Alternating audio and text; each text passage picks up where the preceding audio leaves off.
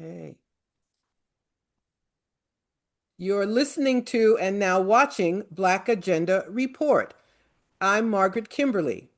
On April 25th, the West African nation of Mali experienced a coordinated attack carried out by insurgent groups.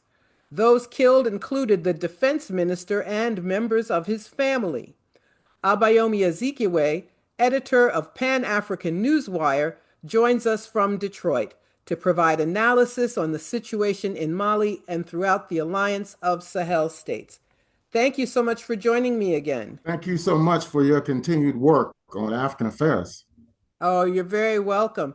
So let's begin with an overview of the situation in Mali. Who is attacking that country and why?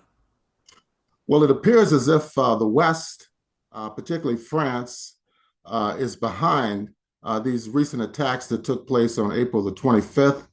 This is the assessment of the government based in Bamako, which is in the south of the country. The attacks began in the north around Kidal, and it spread to the central part of the country, all the way to the south of the country in the capital of Bamako. The military base there was attacked. The Minister of Defense, Kamara, was killed in these attacks. And the transitional president, Assimi Goïta, after the burial of the Minister of Defense, the late Minister of Defense, Kamara, the transitional president declared that he was taking over the Ministry of Defense going forward. It's a very serious situation that's taking place there. In many ways, it's not surprising because there has been an on and off running battle between two rebel groups.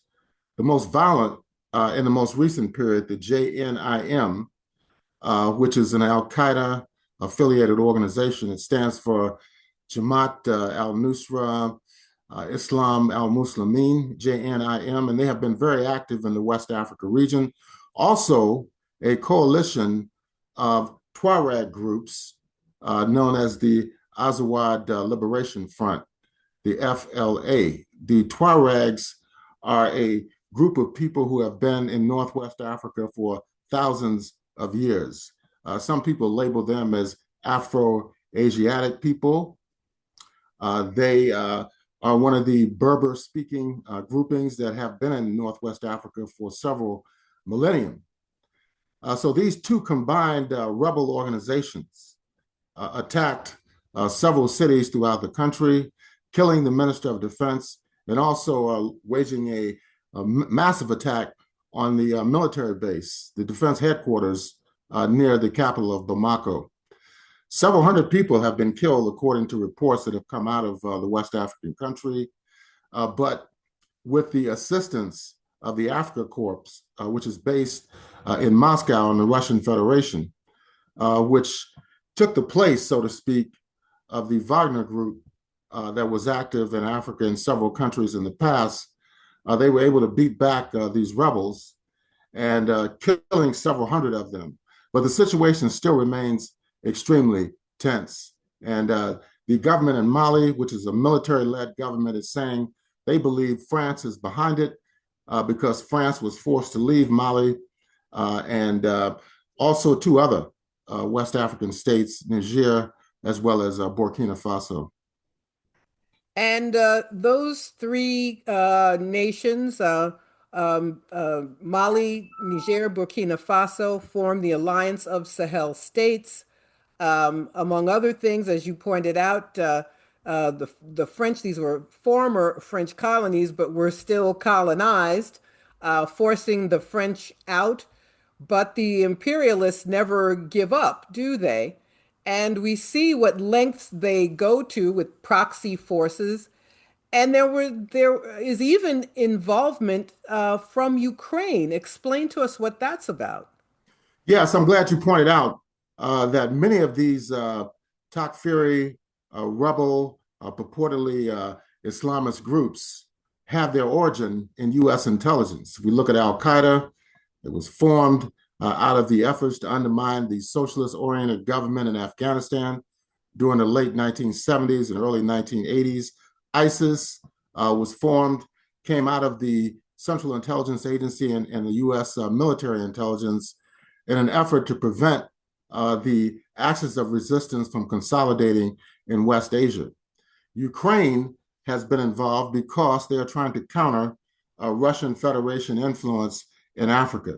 They've made several attempts to woo various African countries to support them in Russia's special military operation, which has been going on now for over 4 years, and also the overall destabilization of Ukraine, which began under the Barack Obama administration in February of 2014. So we're talking about 12 years of a literal war between the Russian Federation and Ukraine that has been backed by the European Union as well as the United States.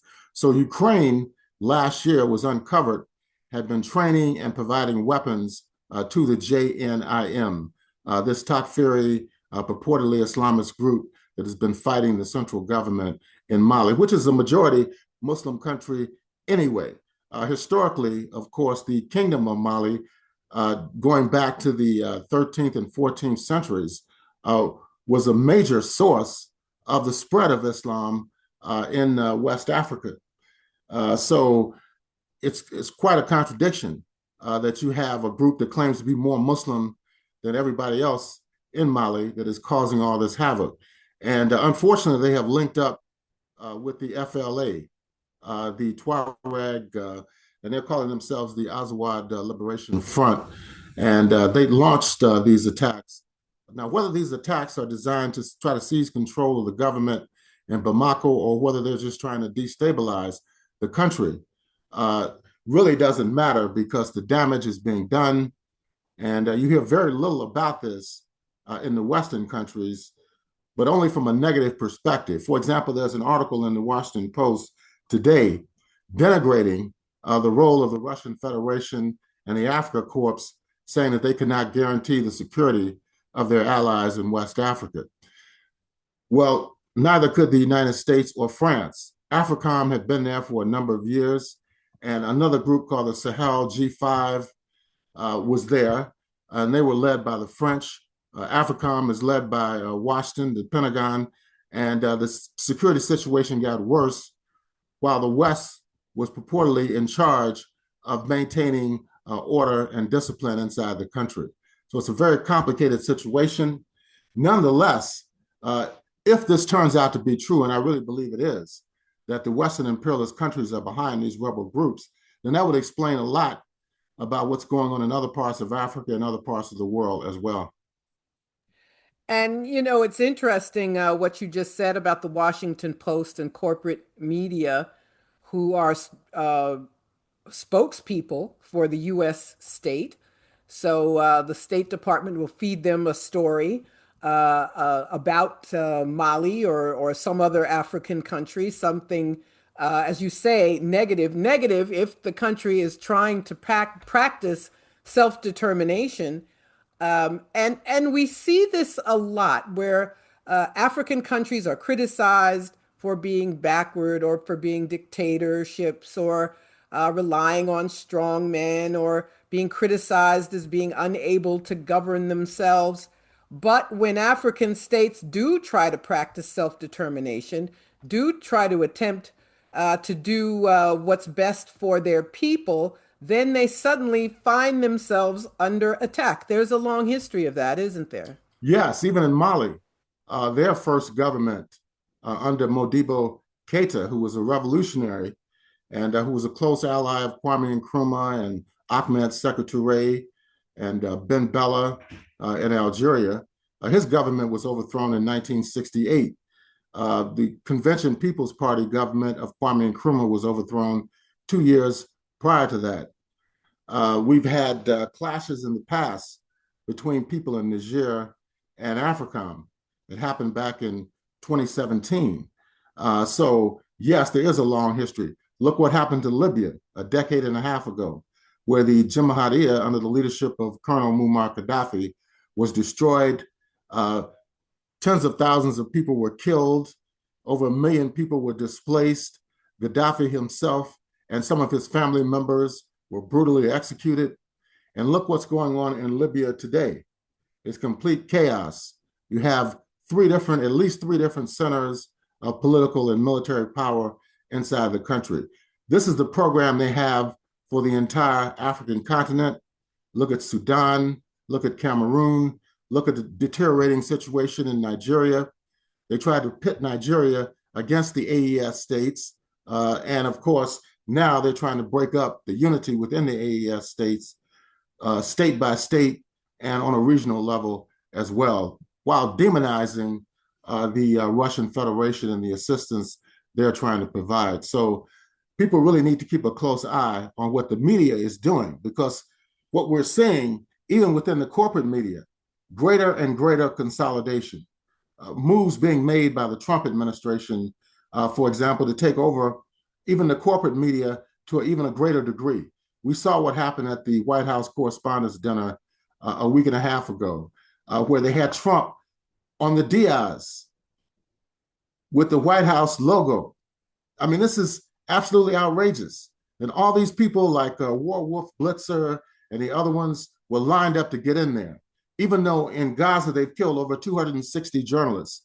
They're killing journalists almost every day in Lebanon. So this is what is happening, greater concentration in the media. So the situation is really getting even worse in terms of getting information. That's why what Black Agenda Report is doing and other independent media is going to become even more critical in the days ahead. Thank you. And that's why your work at Pan-African Newswire is so important. You mentioned Libya. 15 years ago, as you said, the United States and the NATO nations destroyed the Libyan state, murdered the president. But that attack on Libya is connected to what's going on now in Mali. Tell us how.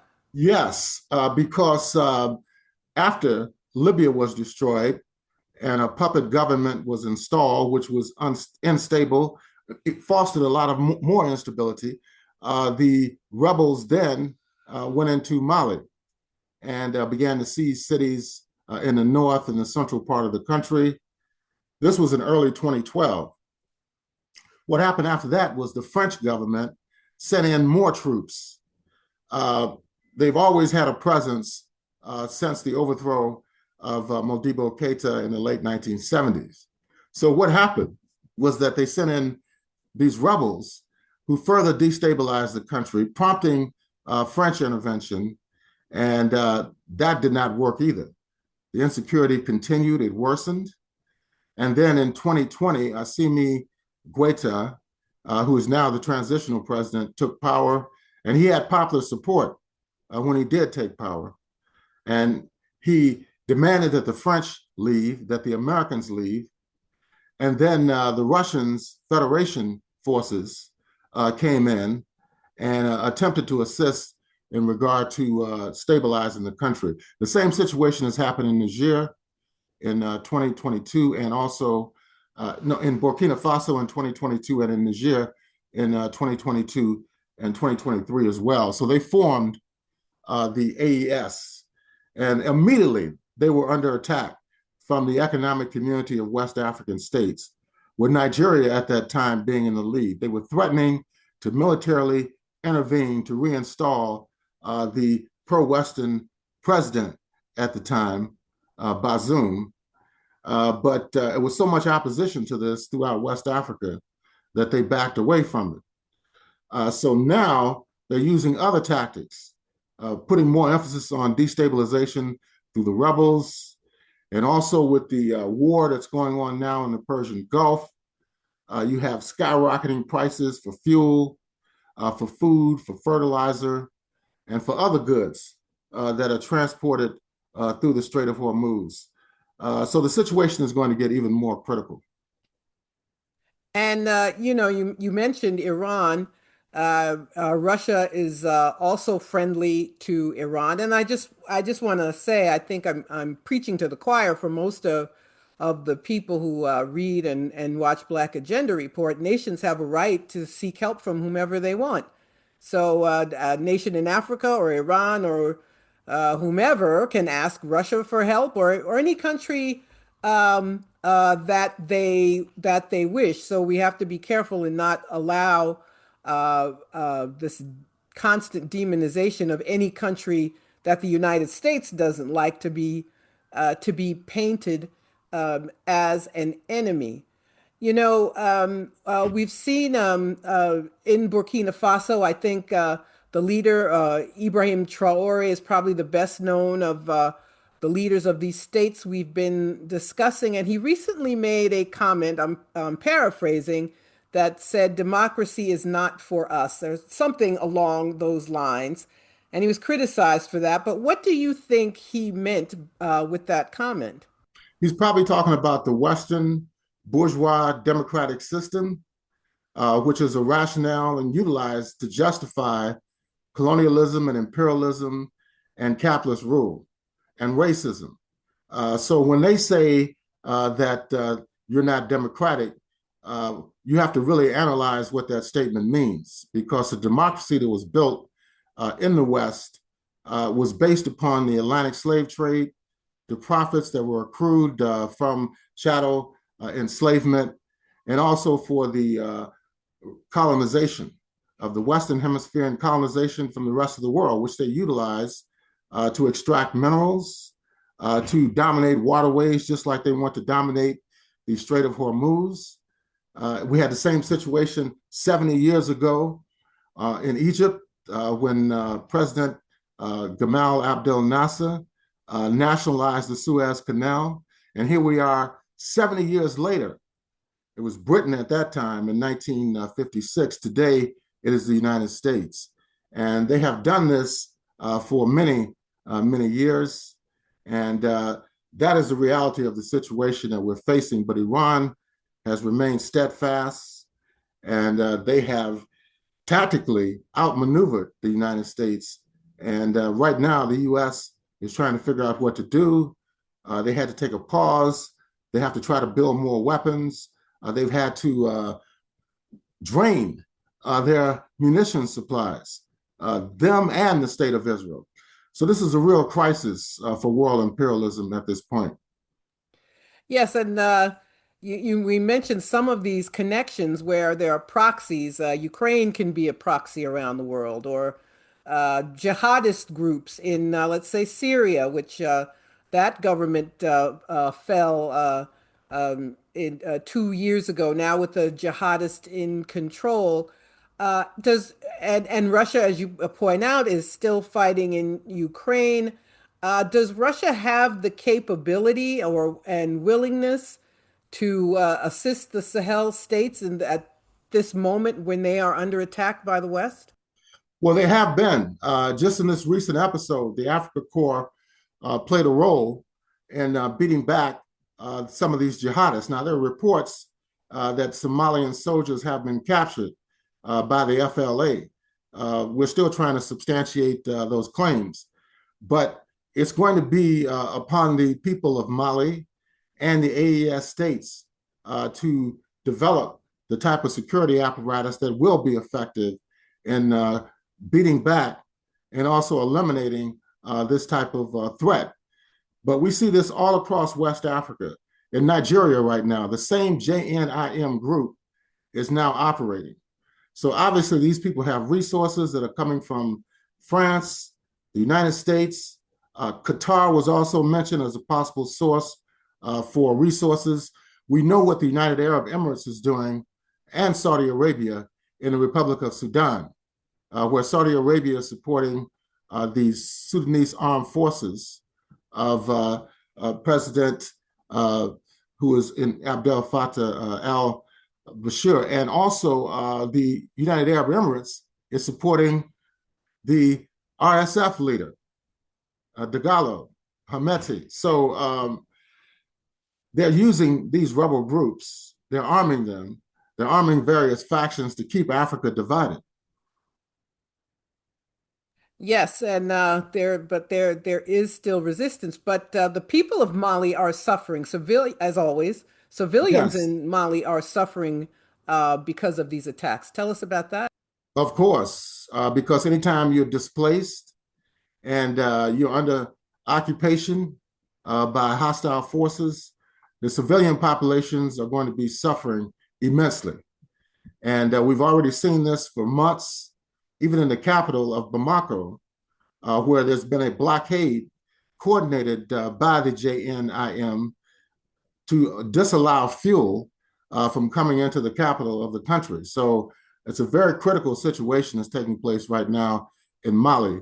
And it's not surprising because the imperialists are in a deeper crisis today than they have been in a considerable period of time with being confronted in the Persian Gulf and also in other parts of West Asia, in Lebanon, in Palestine.